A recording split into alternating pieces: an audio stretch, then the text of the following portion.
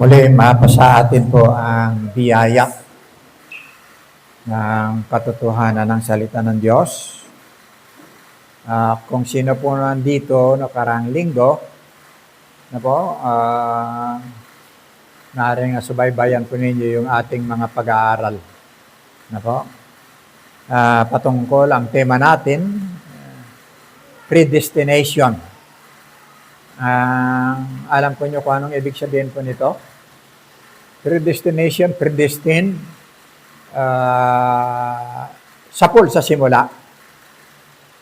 Halimbawa, ang talagang nito, pinili na ng Diyos, sapul pa sa simula, wala ka pa sa sinapupunan, or hindi ka pa pinanganganak, pinili ka na ng Diyos na maligtas. Yan po yung, hindi po yan sa atin. Kasi pag ganyan ang katuwiran, ng Biblia, maraming mapapahamak. At saka unfair, hindi ayos, na ang Diyos pipili at kung sino-sino mga maliligtas at kung sino-sino mga mapapahamak. Hindi po ganon. Okay? Predestination. Ito po yung doktrina ng Calvinism. Ingat po tayo. Sabi ko nga, nakapasok na ito, yung doktrinang ito, sa malalaking samahan. Yan po yung sinusunod nila. Tulip. Ibig sabihin, letter T, U, L, I, P. Isa-isahin po natin yan. Tulip. Ang sabi ang kahulugan ng letter T ay total depravity. Nang ibig sabihin nito, naapektuhan ng kasalanan ang buhay ng tao. Yung kanyang kabuuan. Letter T. Yung kanyang kabuuan, puso, isip, spirito, kaluluwa, buyan.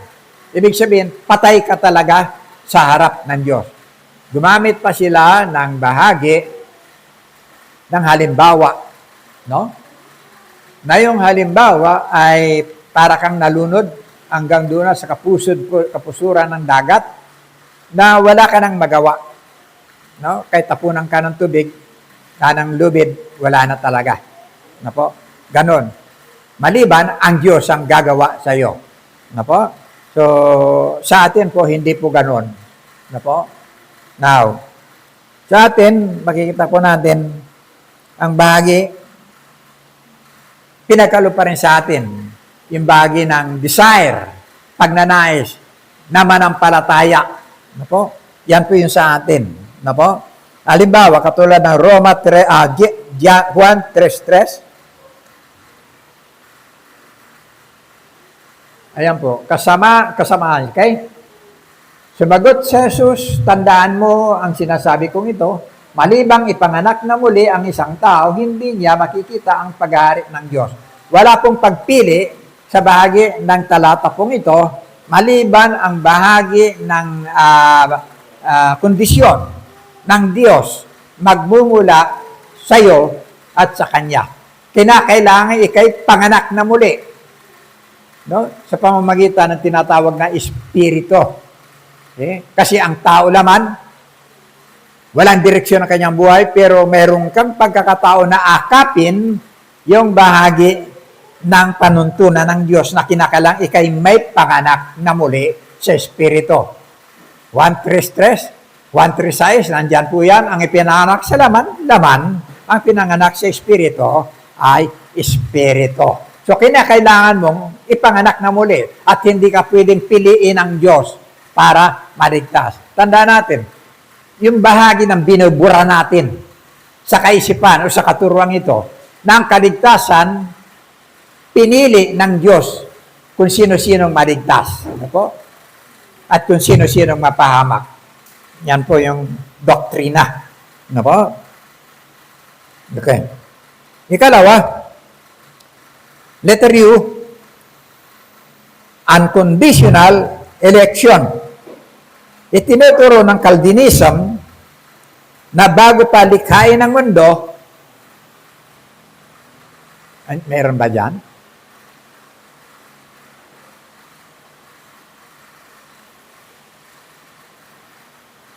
Yan. Walang kondisyong pagpili. Okay? Yan lang. Okay. Itinuturo po ng Calvinism na bago palikhain ang mundo, pumili na ang Diyos ng ilang tao na maliligtas. Ang pagpiling ito ay hindi nababatay sa anumang bahagi ng ating mga paniniwala. Sa ating galing sa ating mga paniniwala o sa ating mga pagnanais. Ayan. Na po? Kaya nilalagyan po natin ng mga talata para makita po natin. No? Sa mga gawa, Kabanatang 16, talatang 30, 31,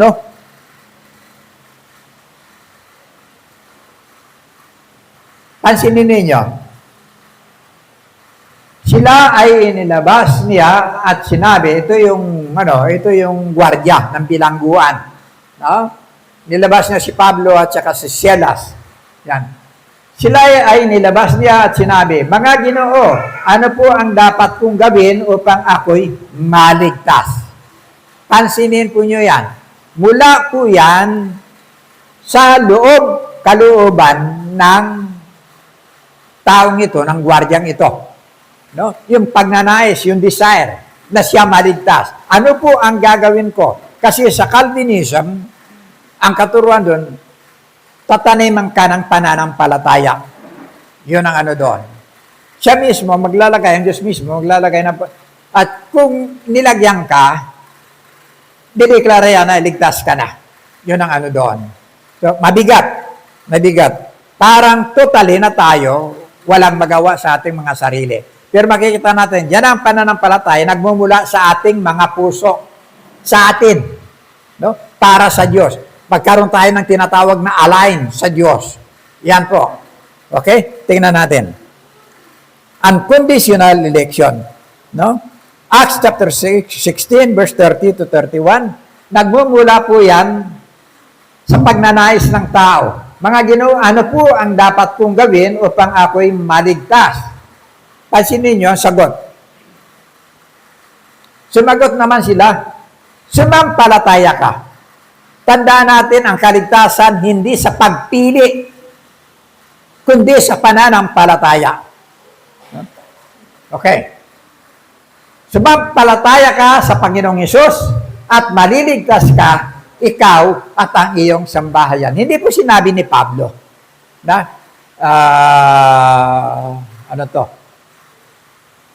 Sumagot naman sila, sinabi, tansyahin mo or pag-aralan mo or pakiramdaman mo kung pinili ka.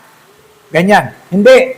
Sinabi dito, sumampalataya ka, magmumula po sa atin, sa ating mga puso, ang bahagi ng tinatawag na pananampalataya sa ating Panginoong Hesukristo. Huwag nating alisin. Yung pangalan ito, Panginoong Hesukristo.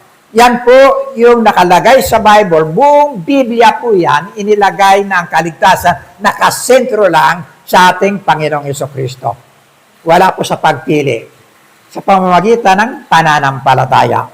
No po? Lahat ng tao dyan sa mundo, dadaan dyan. Okay? Then, Luke chapter 5, verse 20.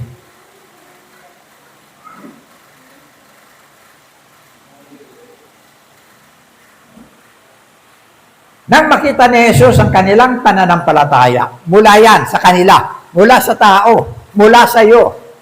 Nang makita ni Jesus ang kanilang pananampalataya, sinabi niya sa paralitiko, kaibigan, pinatawad na ang iyong mga kasalanan. See? Hindi yan nagmumula kung kanino pa na itatanim sa iyo. Nagmumula yan sa bahagi ng desire mo na magkaroon ka ng pagkilala sa ating Panginoon Kristo. Okay? Sa letter L, pinadadaanan lang po natin ito kasi nung nakaraan, hindi ko po na to. Letter L. Limited atonement.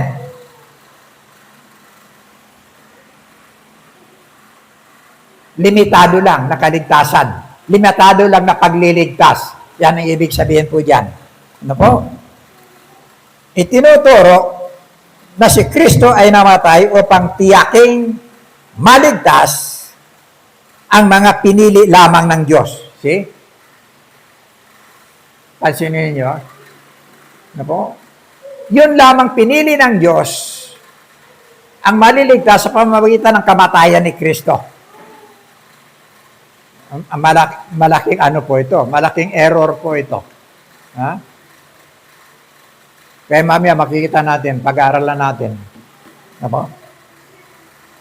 Kung aplikable pa yung katuruan pong ito. Limitado. Ano po? Samantalang ang anyaya ni John the Baptist, naalala nyo?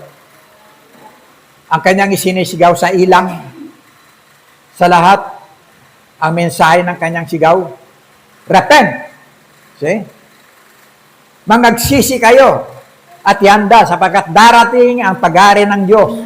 Yun ang kanyang isinisigaw ng ni John the Baptist, ni Bautista.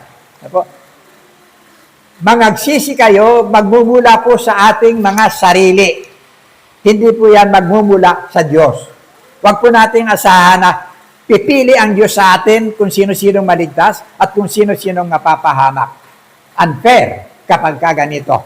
Tinitingnan ng Diyos unang-una yung ating puso, ang ating pagkatao. Sa kabila na patay tayo sa kasalanan, pero meron po tayong desire na maling hanapin muli ang bahagi ng presensya ng Diyos sa ating mga buhay. Yan po. Kaya sabi ng John chapter 1 verse 29, ito po yung sinisigaw ni Juan Bautista. Kinabukasan, nakita ni Juan si Jesus na lumalapit sa kanya. Sinabi niya, tingnan ninyo, siya ang kordero ng Diyos na nag-aalis ng kasalanan ng sanglibutan. Okay? Hindi po yan limitado. Hindi po yan sinasabing ilan lang maliligtas. Ano po? Okay. Letter I. Irresistible grace. Gaano ka man kasama, kapag dumating ang panahong pinili ka ng Diyos, yung pagpiling ito, hindi mo matatanggihan. Hindi mo matatanggihan. See? Yun ang doktrina nila. Ha? Pag dumating, napiliin ka ng Diyos, hindi mo matatanggihan. No? Susunod ka at susunod. At pagkatapos, sabi diyan, sasampalataya ka sa Panginoon sa Kristo. Mauna yung tinatawag na pagpili bago ka sasampalataya. Okay? Magkaiba. Na po? Mga minamahal, gusto ko pong ipakita sa inyo na itanim nyo sa isip nyo. Na po? Na hindi abab ang pagpili. Hindi po. Mas abab ang bahagi ng pananampalataya kisa dun sa pagpili. Lahat ng talata natin ngayon, makikita natin na yung hindi doon, depende sa pagpili ng Diyos. Hindi natin nililiit ang Diyos. No? Kundi pinakikita natin yung kapangyarihan ng kaligtasan. Kalooban ng Diyos, inilagay niya kay Kristo. Kay Kristo sa pamamagitan ng pananampalataya, hindi sa pamamagitan ng pagpili. Yan po. Okay? Now, letter P, perseverance of the saints. Itinuturo na mga tunay na pinili at iniligtas ng Diyos ay mananatili sa pananampalataya hanggang sa katapusan at hindi mawawala ang kaligtasan. Okay? Sang-ayon na natin ito. Ha? Yung kanyang mga pinili. Na po? Dapat nating tandaan na may mga pinili talaga ang Diyos. Noong nakarang linggo, pinag-aralan natin ito. Mga distinct na mga tao na po, na pinili ng Diyos na meron po siyang dahilan sa bagay ng kanyang pagpili. Mayroon pong purpose, layunin ng Diyos sa bagay ng kanyang pagpili. Okay. Tingnan natin ang Acts chapter 1, 9, verse 1 to 6.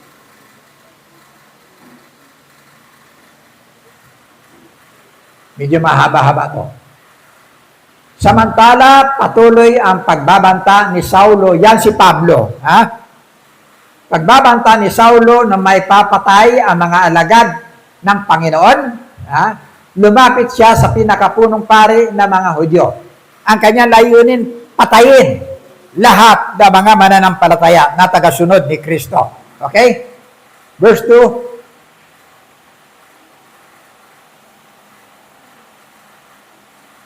At humingi ng mga sulat para sa mga sinaguga sa Damasco upang madakip niya at madala sa Jerusalem ang sinamang lalaki o babae na matatagpuan niya roong kaanib sa daan ng Panginoon. Naglakbay si Saulo papuntang Damasco at nang siya'y malapit na sa lungsod, biglang kumislap sa paligid niya ang isang nakakasilaw na liwanag mula sa langit. Natumba siya sa lupa at narinig niya ang isang tinig na nagsasabi, Saulo, Saulo, bakit mo ako inuusig? Okay? Sino kayo, Panginoon? Tanong niya, ako si Jesus ang iyong inuusig. Tugon ng tinig sa kanya. Tumayo ka at pumasok sa lungsod at do'y sasabihin sa iyo kung ano ang dapat mong gawin. Ito po yung panahon na na-encounter ni Pablo, no? Kung saan hinahanap na niya yung lahat ng mga Kristiyano para dakpin, para ipapatay. Ano po? Ito po yung trabaho po niya dati. Isa po siyang persecutor. Isa siyang manguusig. Ano po? Para patayin yung lahat ng mananampalataya. Inuusig niya mismo ang ating Panginoon Kristo. Okay? Yung panahon po ito, wala na. Nabuhay na ang ating Panginoon Kristo. Umakyat na sa langit. No? Bago po siya nagpasimula sa bagay ng kanyang pagiging manguusig. Now, tanda natin, marami pong mga predestined na nakaprograma sa kalooban ng Diyos. Marami pong, anong Tagalog nito? Predestined? Nakatalaga. Yan, ganyan. Nakatalaga. Na po. Nakatalaga. Na po. Kung ano yung magiging kalagayan mo. Ito po. Una, balikan natin para dun sa iba. Ang Panginoon Kristo, nakatalaga yan. Sa Genesis chapter 3, verse 15, nakatalaga siya na mamatay sa krus. See? Ang sabi diyan, pag aawayin ko kayo ng babae, binimot binhi niya, laging mag-aaway. Ang sabi diyan, ikaw ang tutuklaw ng kanyang sakong, samantalang siya naman, siya naman ang dudurog ng iyong ulo, kapangyarihan ng dyablo. Nakalaan na po yun, nakatalaga na po yun. Kaya nga makikita natin sa Filipos 2, na po, talatang 5, 6, 8 hanggang 8, makikita natin yung pagkakatawang tao ng ating Panginoong Jesucristo. Okay? Para masunod lang simula sa Hineses hanggang sa bagong tipan, maganap lang yung kanyang kamatayan sapagkat nakalagay na po yun doon. Unang-una. Dapat pong maganap. Yun po yung predestined. Pangalawa, si Juan Bautista. Alam natin si Juan Bautista, yung kanyang ina, menopause. Bukod sa menopause, baog. Matanda na. No? Yung kanyang asawa, hindi nga maniniwala. Kaya nga, napipi si Zacarias. Hanggat dinadalang tao, si Juan Bautista, hindi siya makapagsalita. Nung iluwal si Juan Bautista, saka lang siya nakakaroon ng pagsasalita na siya mismo nagbigkas. Juan, yun ang ipapangalan. See? Yan po. So, predestined para ihanda ang daan ng Panginoon. See?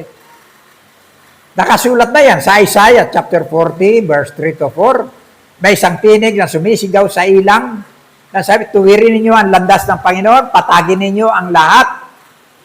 Nakalagay na yan. Ibig sabihin, nakalaan si Juan Bautista para ihanda ang dadaanan ng Panginoon. Okay? Si Maria, predestined.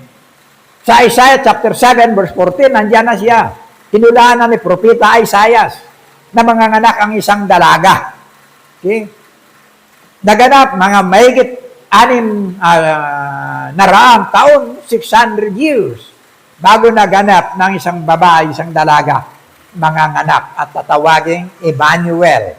Yun ang sabi ni Isaiah hanggang sa Bagong Tipan sa Matthew chapter 1, verse 23. Predestined hanggang doon sa cross, hanggang sa kanyang pagkabuhay. Ano po? Maria? Si Judas, predestined. Ito mga to, makikita natin. Wala pa, kinakailangan maganap ang bahagi ng kamatayan ni Judas.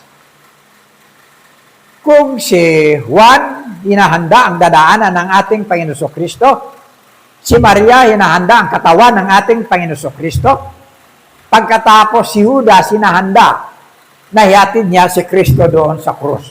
See? Kaya sabi ng Mark chapter 14, verse 26, ang sabi diyan, sa aba niya ang taong magkanulo sa akin, mabuti pang hindi na siya ipinanganak. Nakatalaga na yon si Judas. Hindi in-appoint ng Diyos na mapahamak talaga si Judas na maging kawawa. Pero alam ng Diyos na gagawin ni Judas na magpapakamatay. Sapat na sana yung nagsisi siya. Sapat na sana yung sinauli niya yung bahagi ng 30 pilak kahit na hindi na tinanggap, no? Pero sana hindi siya nagpakamatay. Pero alam ng Diyos na gagawin ito ni Judas. Kaya nga ganun ang kanyang salita. Sa aba niya ang tao magkanulo sa akin, mabuti pang hindi na pinanganak. Alam ng Diyos kung sino maliligtas sa atin. Alam niya. At alam din niya kung sino mapapahamak. Pero hindi siya nagtuturo kung sino-sino ang dapat na maligtas. Alam niya. Ganyan. Okay?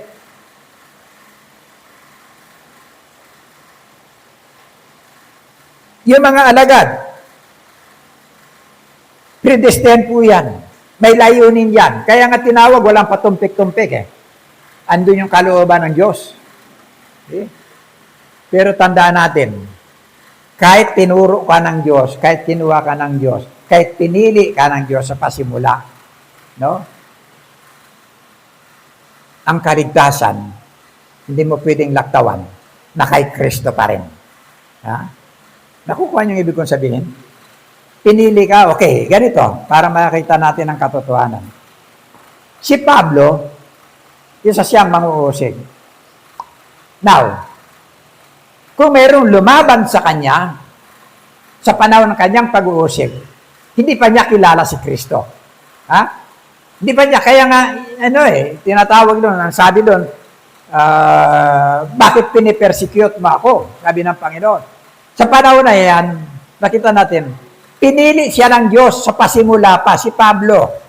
Pinili po siya ng Diyos. Hindi pa siya pinanganganak. Pinili na siya ng Diyos. Pero sa kabila ng pagpili sa kanya, tuwirang kong sinasabi, hindi pa siya ligtas. Nakaumang lang yung posisyon na kanyang gagalawan. See? Yung bahagi na yung kanyang pagpipersecute, pagpapapatay sa mga mananampalataya, kung sa panahon na yan, namatay si Pablo, sa palagay niyo, ligtas siya? Ha? Namatay siya doon. Pinili siya ng Diyos eh. Okay. Tingnan po natin para makita nyo kung paano siya pinili. Tatalo na tayo, kapatid. Colosas 1:15.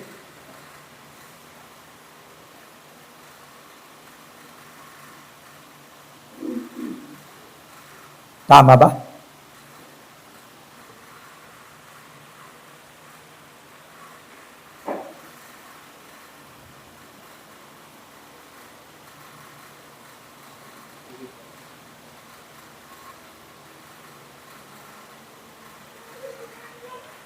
Gawa muna, gawa. Tignan natin, ayan. Okay, hindi, mali yan. Hindi yan. Gawa 9, 1, 2. Tingnan natin. Hindi yan.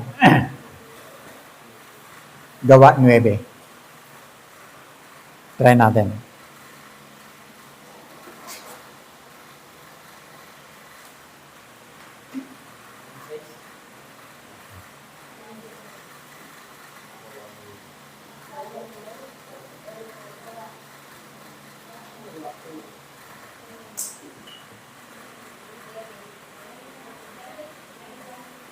Gawa 9.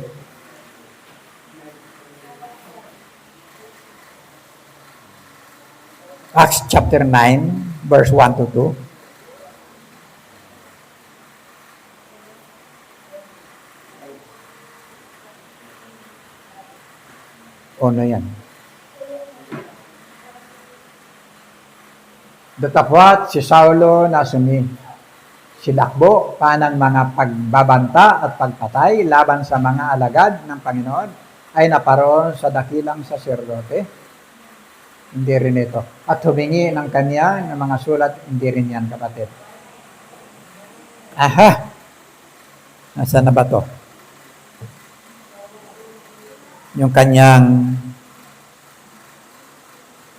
pagkapili. No?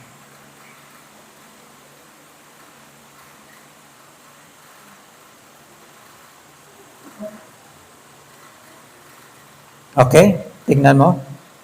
Galatians chapter 1 verse 15.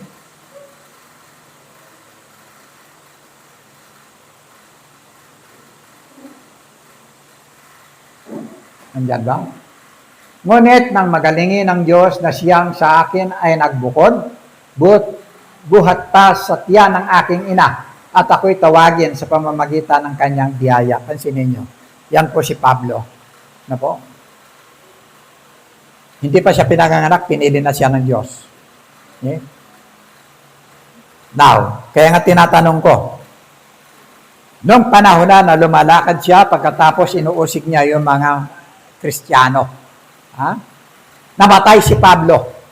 Sa kabila na pinili siya. Nakukuha niyo ibig kong sabihin? Namatay si Pablo. Sa kabila na pinili siya ng Diyos. Inuusig niya yung lahat ng mananampalataya. Ang tanong ko doon, ligtas ba si Pablo? Okay? Isipin nyo, pinili siya ng Diyos eh. Di ba? Yun ang magiging magiging kaisipan. Pinili siya ng Diyos eh. Samantalang inuusig niya mismo ang ating Panginoon Kristo. Tingnan natin yung kapangyarihan ng kaligtasan lagi. Itinuturo ko lagi sa ating Panginoon Kristo. Pinili nga siya ng Diyos, pero sa panahon na yan, wala siyang pananampalataya sa ating Panginoon Kristo. Ang kaligtasan nakasentro kay Kristo. Kahit pinili ka ng Diyos, pinili ka ba ng Ama? Ang kaligtasan nakasentro kay Kristo.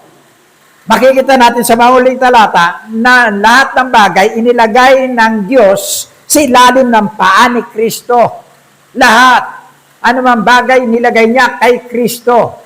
Kaya sa pamamagitan ng pananampalataya, kaya nga sinabi ron, sa Ephesians chapter 2, verse 89, sa pananampalataya, kayo mga nangaligtas, sa biyaya, kayo mga nangaligtas, sa pamamagitan ng pananampalataya.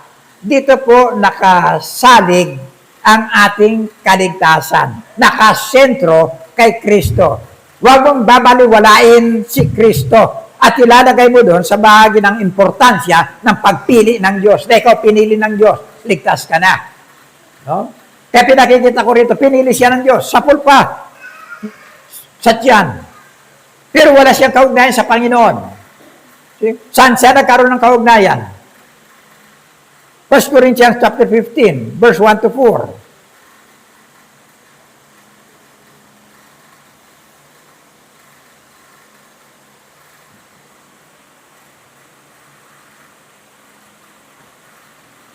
Ngayon, ipinatatalastas ko sa inyo, mga kapatid, ang ebanghelyo na sa inyo'y aking ipinangaral. Siya na yan.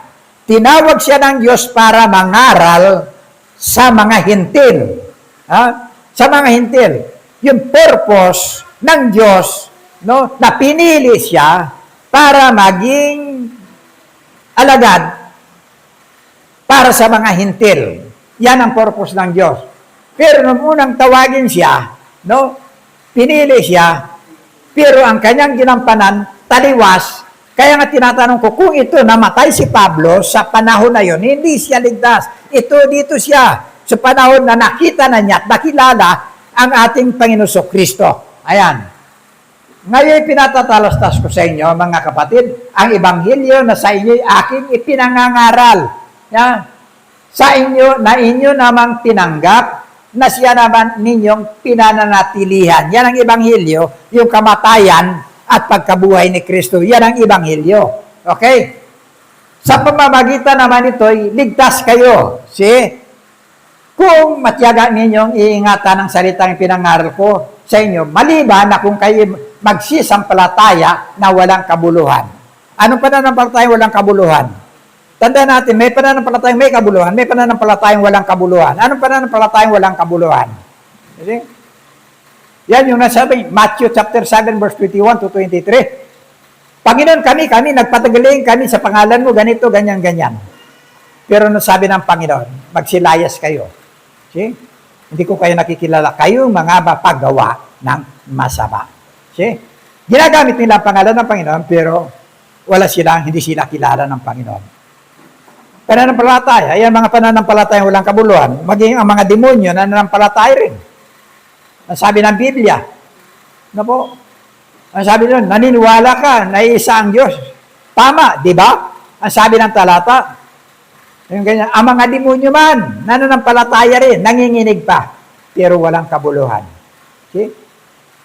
Hindi namumuhay sa bahagi ng katotohanan. See? Yun ang mga walang kabuluhan. Ngayon, sa verse 3, ito, sapagkat ibinibigay ko sa inyo, una sa lahat, ang akin namang tinanggap. See? Yun na. Yung kanyang tinanggap na ebanghelyo na nagliligtas.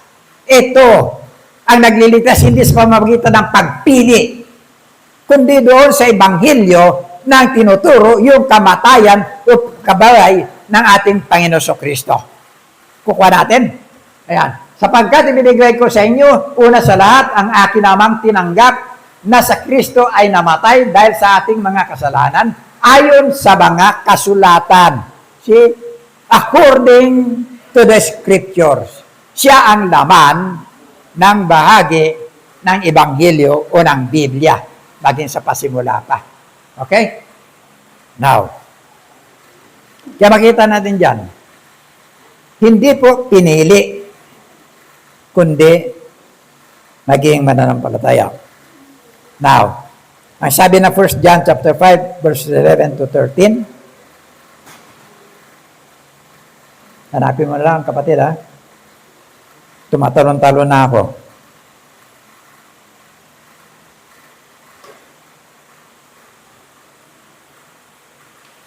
At ito ang patotoo na tayo binigyan ng Diyos ng buhay na walang hanggan. Pansinin nyo, at ang buhay na ito ay nasa kanyang anak. Hindi sa pagpili. Ha? Ano pa? Ang kinaroroonan ng anak ay kinaroroonan ng buhay. Ang hindi kinaroroonan ng anak ng Diyos ay hindi kinaroroonan ng buhay. Si Kristo. Sa talatang 13, isinusulat ko ito upang inyong malaman. Ang mga bagay na ito ay sinusulat ko sa inyo upang inyong maalaman, matiyak, masigurado, mabatid, na kayo'y may buhay na walang hanggan sa makatwid ay sa inyong nananampalataya sa pamamagitan ng anak ng Diyos. See? Yan po ang pagkakaiba. Kasi sa puro pagpili. Patay ka, wala kang magawa. Wala ka. Ako ang gagawa. Ako ang Diyos na gagawa sa buhay mo para mabuhay ka. Yan yung bahagi ng doktrina ng Calvinista. Ano po? Kaya makikita po natin, hindi mo pwedeng laktawan yung bahagi ng kamatayan ni Kristo. Kasi diyan po nakasalalay ang ating kaligtasan. Yan. Now.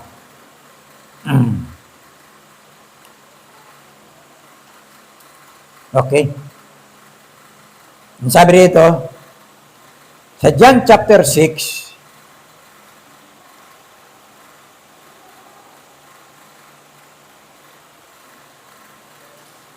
may dalawang klase ng alagad po riyan.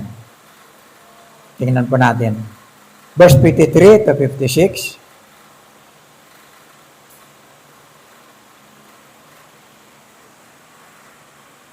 Ang mga bagay na ito ay sinusulat ko sa akin. Sinabi nga sa kanila ni Jesus, katotohanan, katotohanan, sinasabi ko sa inyo, maliban ang inyong kanin ng laman ng anak ng tao at inumin ang kanyang dugo, ay wala kayong buhay sa inyong sarili. Tuloy. Ang kumakain ng aking laman at umiinom ng aking dugo ay may buhay na walang hanggan. At siya ay aking ibabangon sa huling araw. 54? Ano po? Hanggang 56.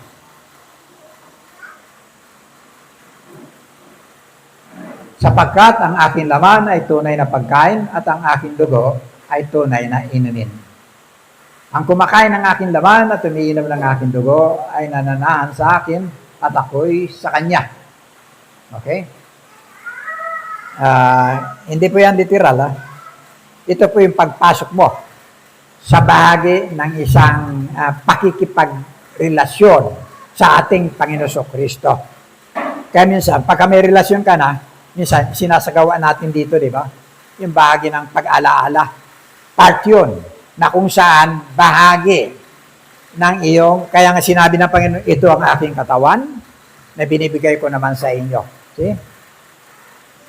Iniinom natin, kinakain natin yung kanyang laman, bahagi yun ng ating pag-alaala sa kanyang kamatayan. Ito po yung mga unang alagad. Marami po yan. No? Mga unang alagad na kanyang na tagasunod niya. Na po? Pero, pagdating sa talatang 66, 60 muna.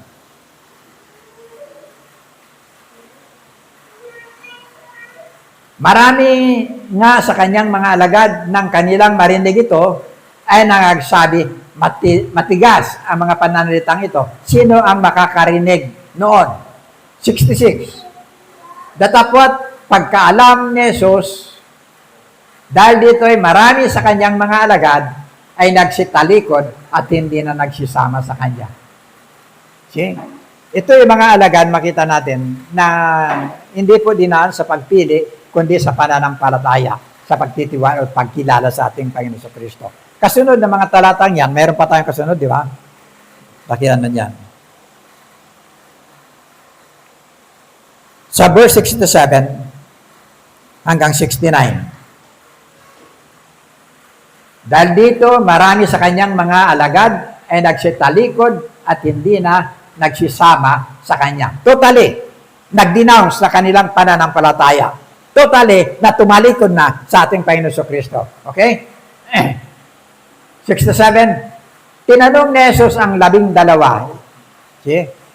Bukod dito, yung 12, bukod doon sa mga alagad, ito yung kanyang mga sinugo doon sa Lucas Kamalatang 10. Sinugo niya yan. Marami sila. Tapos, sabi diyan, tinanong ni Jesus ang 12 at kayo, gusto rin ba ninyong umalis? Okay. Sumagot si Simon Pedro, Panginoon, kanino pa po kami pupunta? Pansinin ninyo, nasa inyo ang mga salitang nagbibigay ng buhay na walang hanggan. Na kay Kristo, yung bahagi ng buhay na ating inaasam sa pamamagitan ng katotohanan ng kanyang mga salita. Huwag po nating asahan na pakiramdaman natin mga sarili. Pinili kaya ako? Okay? Kaya sagot ni Pablo, pakiramdaman mo kung pinili ka. Hindi. Manampalataya ka sa Panginoon, maliligtas ka. Now, Sa verse 40, balik natin sa verse 40.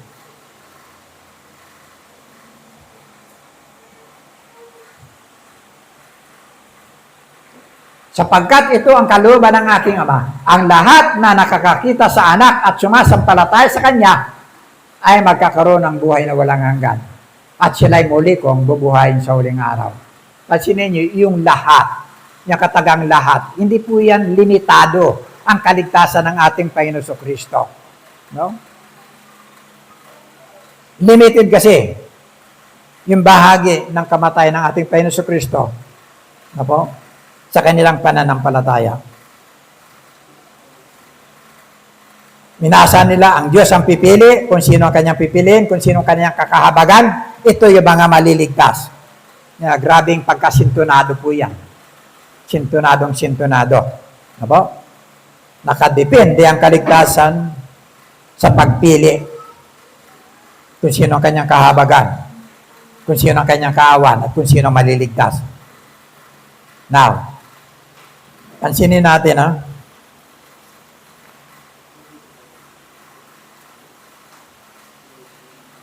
Doon sa ating responsive reading kanina, sa Malakay,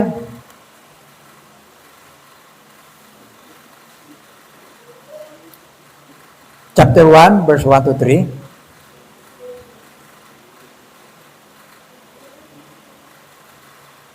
Ito po yung talata na kinuha ng mga Calvinista. No? Okay?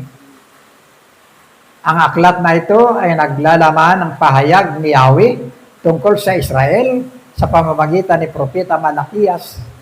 Sinabi ni Yahweh sa bayan ng Israel, inibig ko na kayo nung una pa man. Subalit sinabi naman ninyo, paano ninyong ipinakita ang inyong pag-ibig sa amin? Hindi ba't magkapatid sina Esau at Jacob? Ngunit minahal ko si Jacob at ang kanyang mga salinlahi. At kinabuhian ko naman si Esau. Winasa ko ang kanyang maburol na kabayanan at ipinamugaran niyon ng mailap na hayop. Dito po pinakita po sa Malakay yung kanilang ginagamit na talata pong ito na sa pool sa primero, sa simula pa lang, maging sa tiyan pa lang, minahal na ng Diyos si Esau, si Jacob. Kinamuyan niya si Esau. Yan. At may ginamit silang talata po dyan na supporting. Sa Romans chapter 9, verse 15 to 16. Sapagkat ganito ang sabi niya kay Moises, mahabag ako sa nais kong kahabagan at maawa ako sa nais kong kaawaan. Okay? Tuloy. Maliwanag kung gayon na ang pasya ng Diyos ay nababatay sa kanyang habag. Okay? At hindi sa kagustuhan o pagsisikap ng tao. Kontra na yun. Nakukuha nyo? Hindi na sa ating pagsisikap, kundi sa kahabagan ng Diyos. Ginamit nila itong talatang ito sa Malakay kay Jacob at kay Esau. Yan po yung kanilang ginamit. Nasa tiyan pa lang, itinuka na yung dalawa, yung isa mapapahamak, yung isa maliligtas. You see? Tapos ginamit nila ito. Ngayon, kung nabasa ninyo, naunawa ninyo yung ating responsive reading, yung pinili po rito, na sinasabi rito, sa Roma 9:15-16, yung pagpili po rito na tinutukoy dito, yung bansang Israel.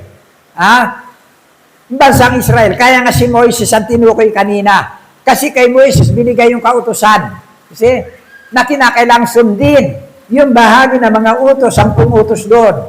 Sinisikap sundin ng mga Israelita. Samantalang tayo na hindi binigyan ng kautusan, no? Naging karapat dapat tayo. Kaya nga sinabi niya, kahabagan ko, kung sinong kahabagan ko. Ang sabi diyan. Okay, ano ba ito? Talata, ano na? Tignan nga natin.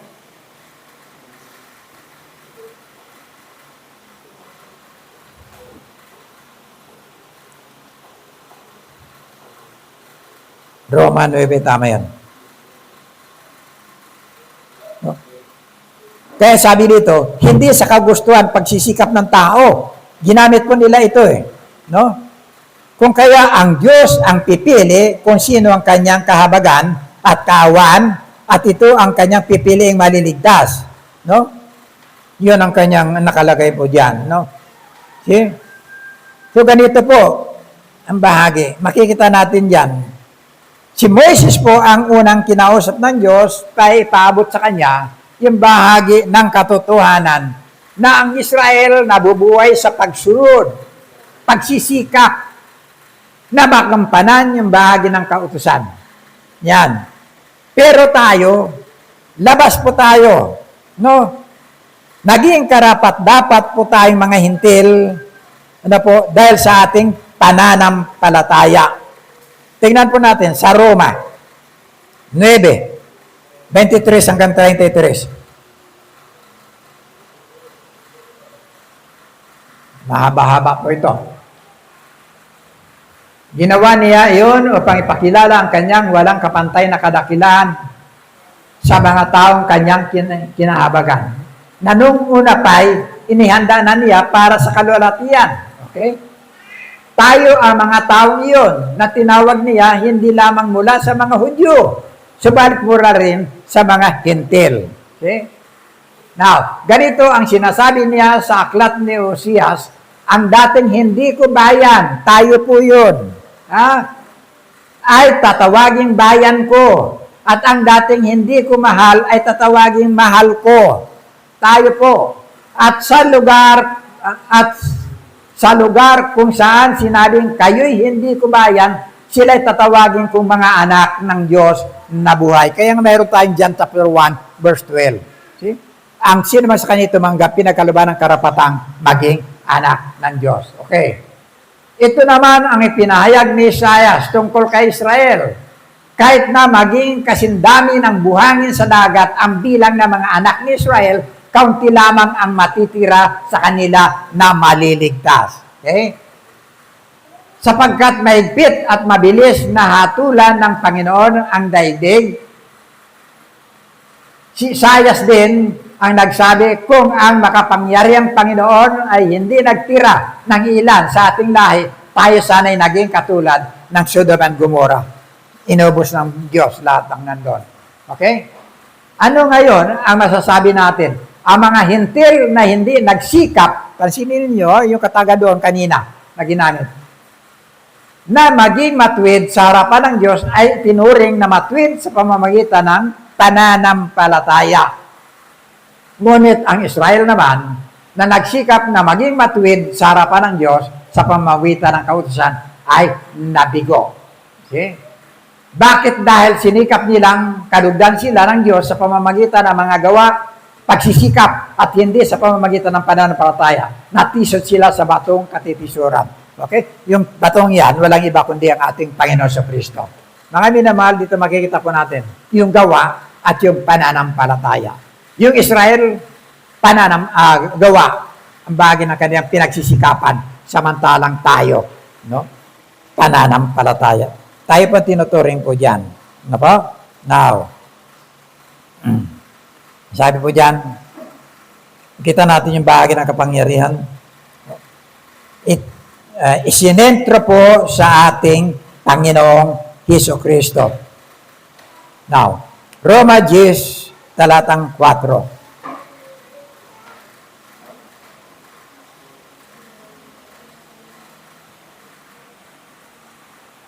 Sapagkat si Kristo ang kaganapan ng kautusan. Okay?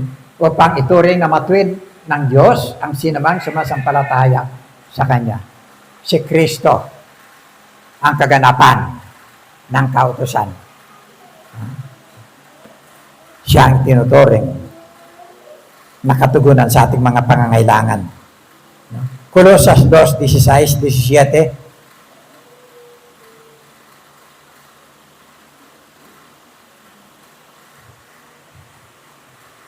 Kaya't huwag na kayong magpasakop pa sa anumang alituntunin tungkol sa pagkain o inumin, tungkol sa mga kapistahan sa bagong buwan o sa araw ng pamamahinga. Okay?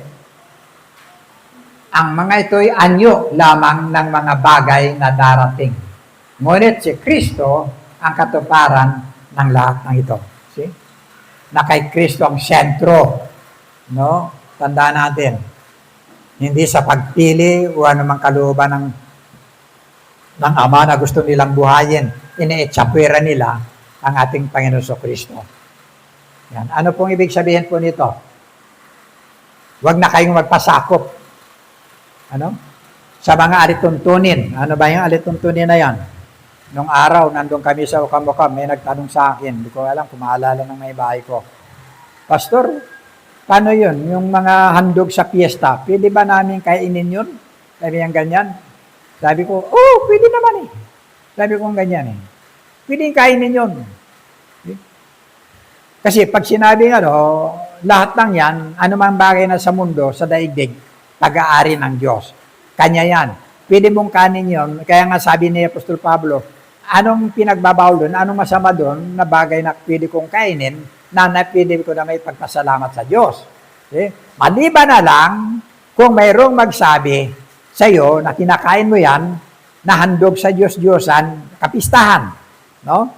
Pagkatapos may nagsabi sa iyo, Pastor, o di kaya kapatid, ano yan niluto yan para sa kanilang Diyos. Pues, wag mo nang kainin. Bakit? Wag mo nang kainin para lang sa nagsabi sa iyo. Kasi yun ang kanyang paniniwala Pag kinain mo, titingin yan sa iyo, magkakasala lang siya. Kaya alang-alang sa kanya, wag mo nang kainin. Yan. Kaya sabi dito, wag na kayong magpasakop sa anuman, maging sa kapistahan. Ang Israel ang number 1 pagdating sa fiesta. Ang dami nilang fiesta. Fiesta ng Turda, fiesta ng tinapay na walang libadura, fiesta ng bagong buwan, fiesta ng Pentecostes. Marami silang fiesta na sineselebrate. Pati na yung mga pista dito, kung ano mga pista diyan, mga pangalan diyan. Sabi diyan, wala nang power yan. Ang katugunan yan, ang talagang pinakasentro diyan, ang ating Panginoon Kristo na. Pati ang tinukoy diyan, yung araw, ano ba yan? Ang mga ito'y anyo na lamang na mga bagay na darating. Ngunit si Kristo ang katuparan ng lahat ng yan. Pati yung araw ng pamamahinga, wala na yun. Yung Sabado, wala na yan. Yung mga Sabadista, wala na yan. Na kay Kristo na. Kuhan yung ibig ko sabihin? Ang Sabat o ang araw ng pamamahinga, si Kristo. Hindi na yung araw ng Sabat. Hindi na yung Sabado, si Kristo. Sa Kanya, yung kinakain ko ngayon kay Kristo. Kaya kukuha ninyo, itinataas natin si Kristo. Lahat ng bagay na kay Kristo. Siya yung tinuturo. Kaya sabi niya, Matthew chapter 11, verse 28. Ano ba yung ano doon? Come unto me. Magsiparito kayo ng mga napapagal ng bibigatang lubha at bibigyan ko kayo ng kapahingahan. Kay Kristo na ang kapahingahan. Kaya sabi niya, huwag na kayong magpasakop sa lahat ng mga bagay diyan. Sasabihin nila, kami ang tama, ito may araw na ito, itong tamang pamabenga, tamang pagsamba. Wala na yan. Si Kristo ang sambahin mo. Yan. Siya ang bahagi ng katuparan ng lahat ng ito. Pati na sa kaligtasan. Si Kristo ang lahat. Okay? Andyan sa Kanya lahat. Ano po? Kaya sabi niya, it is finished Di ba? Natapos ko na. It is finished. Sa krus. Wala rin visa niya. Nasa akin na lahat. Yun. Now, nakakalungkot Yung iba ang paniniwala ng mga ang Ama ang nagbigay ng pananampalataya kung sino ang gusto niyang maligtas. Kakalungkot.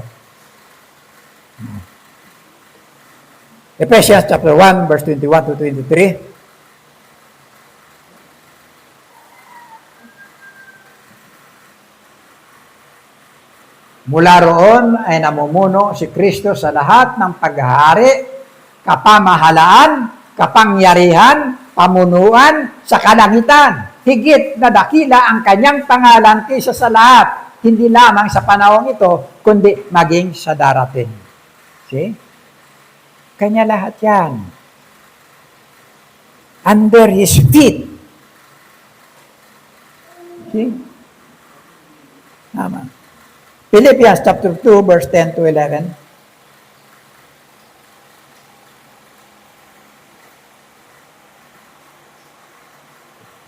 Now, sa gayon, sa pangalan ni Jesus, ay luluhod at magpupuri ang lahat ng nasa langit, nasa lupa, at nasa ilalim ng lupa. Alam ba ninyo, may mga nilalang sa ilalim ng lupa? Ha? May mga nabubuhay doon sa ilalim ng lupa. Sa pangalan ni Jesus, luluhod ang lahat ng nasa langit, nasa lupa, at nasa ilalim ng lupa. Okay? Now, cut na natin ito. Cut na natin. Ephesians chapter 1, daanan lang natin. Andahan niyo. Verse 1a. Tignan niyo yung pagkapili ni Pablo, pagkapili ng Diyos, at yung pagkapili sa atin. Ha? Efeso. Wala?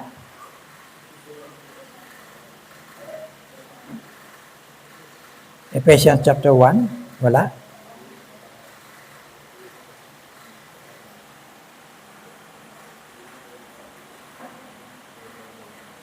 Okay. Putulin na natin. Ang sabi ng ano yung number yon? Limited. Limited ang kaligtasan, ilan lamang sa pinili ang maliligtas dahil sa kamatayan ni Kristo. Limitado lang. Okay? Pag-aralan po natin kung limitado lang. Yun lang ang pinili ang maliligtas sa kamatayan ni Kristo.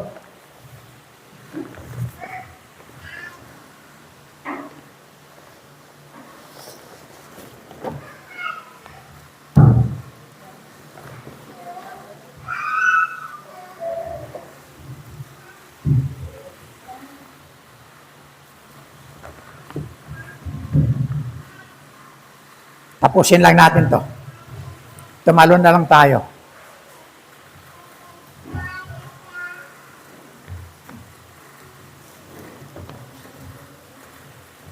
Tingin yung kapatid, pang ano, yung Bible ko.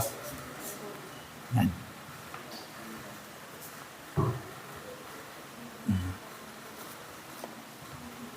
Yan, thank you. Ito yan ha. Sa Lucas 23,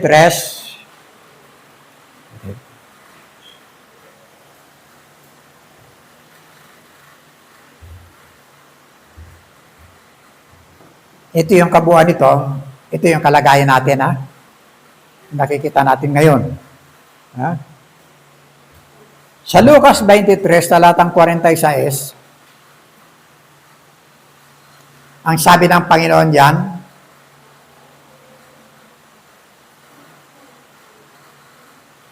Ama, sa mga kamay mo, pinagtatagubilin ko ang aking espiritu. Yan, yan. Meron ba dyan? Ayan, okay. At si Jesus na sumigaw ng malakas na tinig ay nagsabi, Ama, sa mga kamay mo ay pinagtatagubilin ko ang aking espiritu. At pagkasabi nito ay nalagot ang kanyang hininga. Okay? Sa John chapter 19, verse 42, doon nga dahil sa paghahanda ng mga Hudyo, sapagkat malapit na ang libingan ay kanilang inilagay si Jesus. Yung kanyang katawan naman, ha? Yung kanyang espiritu, pinagtagubilin niya sa kanyang Ama. Yung kanyang katawan, inilibing ni Jose Arimatea na humingi kay Pilato para ibaba doon sa krus. At saka si Nicodemo. Ito yung kanyang katawan. Yung kanyang espiritu umakyat dito. Dito. Sa piling ng Ama. Yung kanyang katawan inilibing sa lupa. See?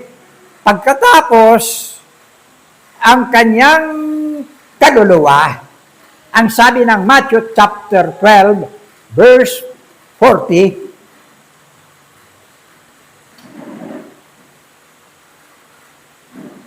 sapagkat kung paanong si Jonas ay napasatyan ng isang balyena na 3 araw at 3 gabi, ay gayon ding na mapapasa ilalim ng lupa na 3 araw at 3 gabi ang anak ng tao, ang ating Panginoon. Yung kanyang espiritu nandito.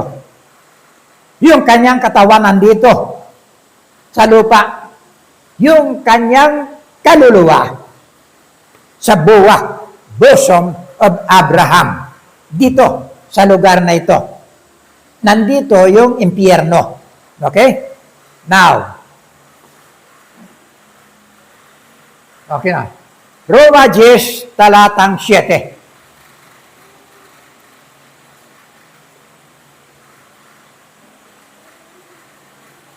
O sino ang mananaog sa kalaliman sa mga makatuwid bagay upang iakyat si Kristo mula sa mga patay. Kasi, dito siya. Dito.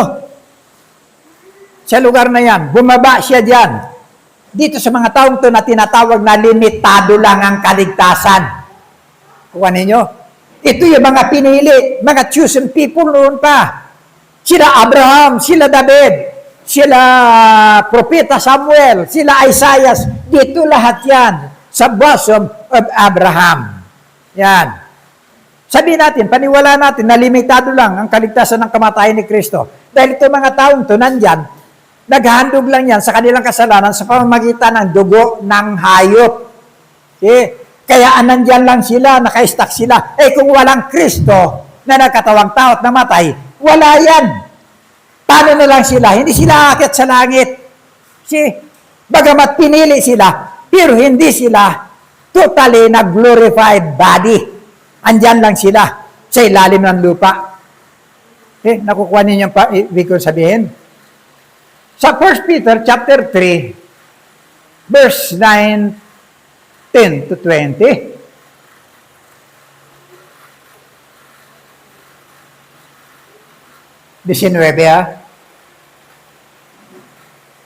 talatang 19. Na iyan din ang kanyang iniyaon at mangaral sa mga espiritong nasa bilangguan. Okay? Na nang unang panahon ay mga suwail na ang pagpapahinuhod ng Diyos ay nanatili noong mga araw ni Noe. Samantalang inihanda ang daong nasa loob nito'y kakaunti. Na makatwid ay 8 kaluluwa ang nangaligtas sa pamamagitan ng tubig. Okay? Dito siya. Pagitan bangin. Tapos, ang impyerno. Nagsasalita siya rito, sinusumbatan niya lahat. Yung mga nandyan sa panahon ni Noah. Nandyan siya. Ang kanyang kaluluwa. No? Yan. Now,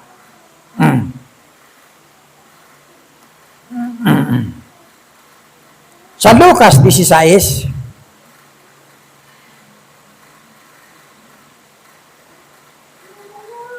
talatang 19 yan na.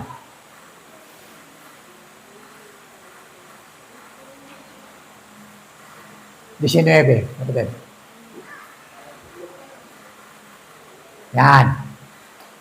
Meron nga isang taong mayaman, familiar na yan sa atin, at siya ay nagdaranit ng kulay ubi at masilang lino at sa araw-araw ay kumakain ng sagana. Okay? Verse 20. At isang pulubi na ang pangalay Lazaro, lipos na mga sugat at inilagay sa kanilang pintuan at naghahangad na mapakain ng mga mumo na nangahulog mula sa dulang ng mayaman Oo, at lumapit pati mga aso upang himuran ng kanyang mga sugat.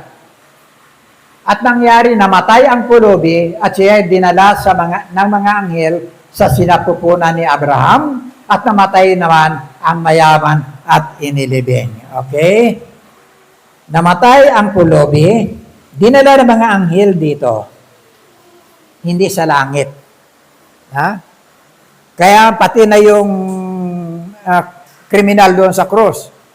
Ang sabi niya, Jesus, alalahanin mo ako pagdating mo sa iyong kaharian. Ang sabi ng Panginoon, ngayon din, katotohanan sinasabi ko sa iyo, ngayon din isasama kita sa paraiso. Paradise. Old paradise sa lumang tipan. Dito yan dinala. See? Ang mayaman inilibing, pero pagkatapos dinilat niya ang kanyang mga bata, nandun na siya sa paghihirap. Yung kanyang katawan dito, yung kanyang kaluluwa dito. Si Lazaro dito sa piling ni Abraham. See? Yun. Okay? Nakukuha po ba natin? Now, sa Matthew chapter 27, malapit na tayo. Pinakikita ko lang yung limitado. Katagang limitado. Ito yung buhay ang ating Panginoon Kristo. Aha, may karugtong pa yun, di ba? Kanina. Lucas 19, yung karugtong. At sa Hades, ayan ang mayaman. At sa Hades na nasa mga pagdurusa, ay tiningin niya ang kanyang mga mata at natanaw sa malayo si Abraham at si Lazaro na sa kanyang sinapupunan. Tanaw-tanawan lang po sila. Dito lang. Yan, kakatanawan po sila. Yan. Okay? Kanina, sa Matthew chapter 27, ito po yung pagkabuhay na ng Panginoon Kristo.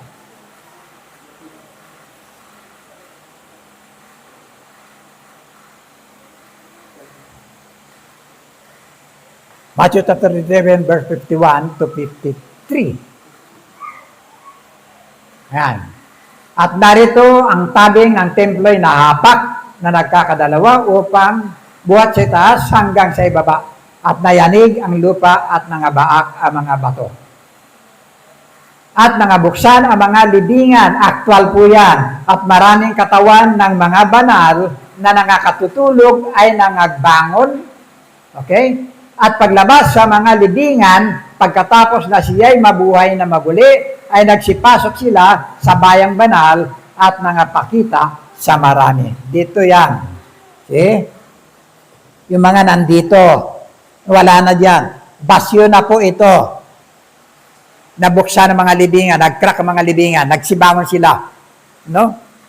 Nakita natin, buong-buo. Ano po? Kaya pag binasa natin yung Ephesians chapter 4,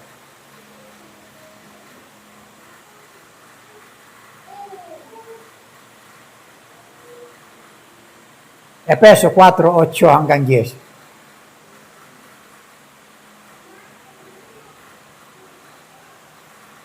Ayan. Kaya't sinasabi niya, nang umakyat siya sa itaas, ay dinala niyang bihag ang pagkabihag at nagbigay ng mga kaloob sa mga tao. Okay? Ngayon, ito, umakyat siya. Ano ito? Kundi siya ay bumaba rin naman sa mga dakong kalaliman ng lupa. See? Bottomless pit. At pagkatapos, ang bumaba ay siya rin namang umakyat sa kaitasan ng buong sangkalangitan upang kanyang mapuspos ang lahat ng mga bagay. Yan po. Bumaba muna siya doon. Ano po? Dinala ang mga bihag ano po? Ng kanyang pagkabuhay. Kaya wala na pong laman yung baso ng Abraham. Yung mga pinili yan ng Diyos sa pulpa sa primura. Sa pasimula. Chosen people, chosen country. Mga pinili. Pero hindi nangangulugan na pinili sila, ligtas na sila sa walang hanggan. Nag-aantay sila sa katuparan ng kamatayan ni Kristo. Hindi doon sa bagay ng pagpili. Nakukuha natin? Yun ang pinakikita ko, yung kapangyarihan ng kamatayan. Kaya maring tama sila sa sinabi nila na limited lang ang kaligtasan ni Kristo sa mga pinili. Dito yan. Pero hindi lahat. See? Dahil pagkatapos, first batch pa lang yan.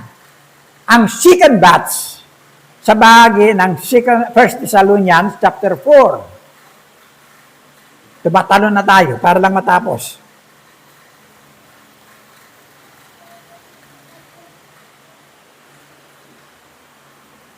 Sa mga katwid, hindi limitado ang bahagi ng kaligtasang ginawa ni Kristo. Ha? Hindi limitado. Dahil lang sa kanila, limitado. Para patibayin yung pinili ng Diyos sa kanilang kaligtasan. Sa atin, hindi. Lahat ng bahagi, ang sabi diyan,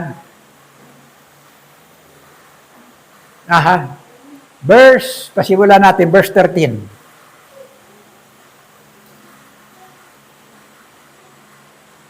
Ito na. Ngunit hindi namin ibig na kayo'y di makaalam, mga kapatid, tungkol sa nangangatulog upang patayan nangangatulog.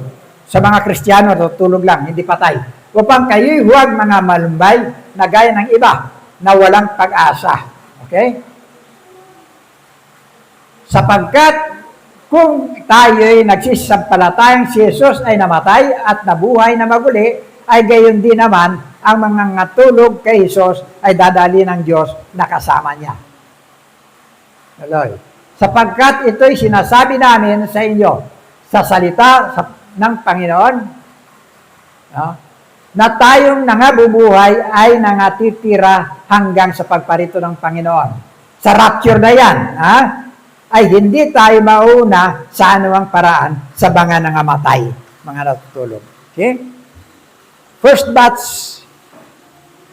yung mga pinili, chosen people. Second batch, yung lahat ng namatay sa buong sanglibutan na mga anak ng Diyos. Kasama na dyan si Maria. Sabi nila, nasa langit na. Resurrected na. Kasama dyan, lahat-lahat yung mga alagad, nandyan na. Mga alagad. Kasabay natin yan, yung mga alagad. Sabay natin. Mga nasa bagong tipan. Yung kinuha lang dyan, yung mga nasa lumang tipan. Yung sa bagong tipan, ito na, second batch. Yung mga patay muna ang mauuna sa lahat sa buong mundo na anak ng Diyos. Yan. Pangatlo, verse 17. Third batch.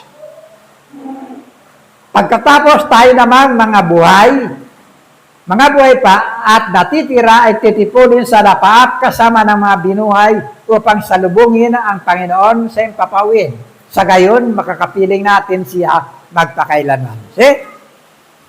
Lahat na yan, buong mundo. Lahat ng Kristiyano sa buong mundo.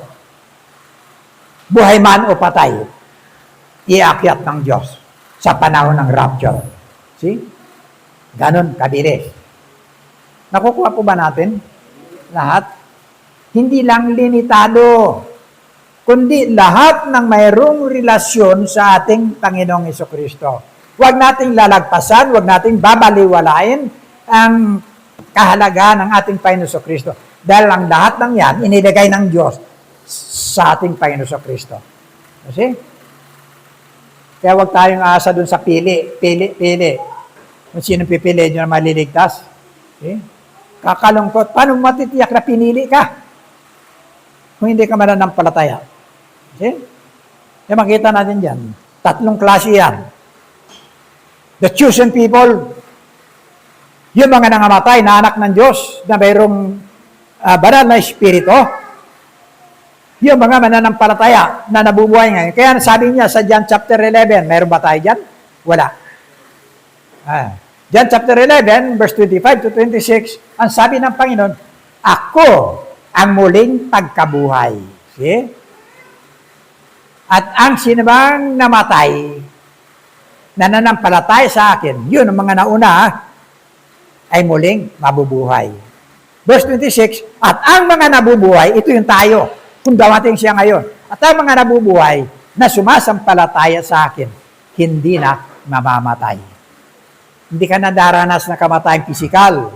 Kagad-agad mapapaltan ka na. Magiging tinatawag na glorified body.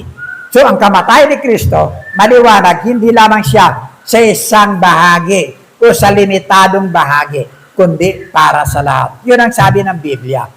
Ang pinakapuso, John 3:16, for God so loved the world that He gave His only begotten Son, that whoso, individual yan, whosoever, ang sinamang sa Kanya'y sumampalataya, ay hindi mapapahamak, kundi magkakaroon ng buhay na walang hanggan. Open yan.